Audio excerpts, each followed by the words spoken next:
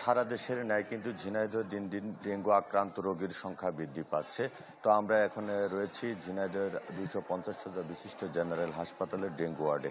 আমরা এখানে এসে জানতে পেরেছি যে বর্তমানে এই হাসপাতালে মোট 7 জন রোগী ভর্তি রয়েছে এবং চিকিৎসকরা বলছেন যে গত সেপ্টেম্বরের 1 তারিখ থেকে কিন্তু ডেঙ্গু আক্রান্ত রোগীর শনাক্ত হয়েছে এবং প্রথম দিকে কিন্তু রোগীর সংখ্যা খুবই কম ছিল, কিন্তু এই মাসের প্রথম এবং গত মাসের শেষ দিক থেকেই ডেঙ্গু আক্রান্তর সংখ্যা রোগী বৃদ্ধি পাচ্ছে। প্রতিদিনই কিন্তু 2-3 জন করে রোগী এখানে এসে ভর্তি হচ্ছে।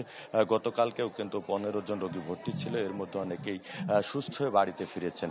তো চিকিৎসকরা যেটি বলছেন যে আসলে ঘন বৃষ্টির কারণে বিভিন্ন জায়গায় পানি জমাট বেঁধে আছে এবং যার ফলে কিন্তু এবং বাসা ডিজাইন, এলিগেন্স, বিউটি, সেরা পণ্য সবার জন্য জেভিকো। বাড়ির যে পাত্রগুলো আছে সেই পাত্রতে পানি বেঁধে থাকার কারণে এডিস মশার বংশ বৃদ্ধি পাচ্ছে, এর ফলে কিন্তু এই ডেঙ্গুর প্রকোপ বৃদ্ধি পাচ্ছে।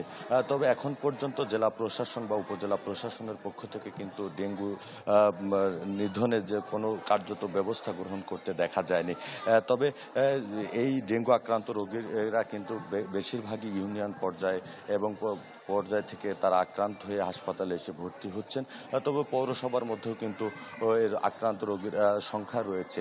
তো আসলে তারা সাধারণ মানুষ যারা রয়েছেন তারা বলছেন যে ডেঙ্গু প্রতিরোধে যদি সরকারের পক্ষ থেকে কোনো কার্যত ব্যবস্থা গ্রহণ করা হতো তাহলে হয়তো বা এটির প্রকোপ কমে আসত। তা আসলে এই জেনারেল হাসপাতাল সহ উপজেলা স্বাস্থ্য কমপ্লেক্সগুলোতেও কিন্তু ডেঙ্গু আক্রান্ত হয়ে রোগীরা ভর্তি হয়েছে। তো এই ছিল আমার কাছে ঝিনাইদহের ডেঙ্গুর সর্বশেষ পরিস্থিতি। মিলা।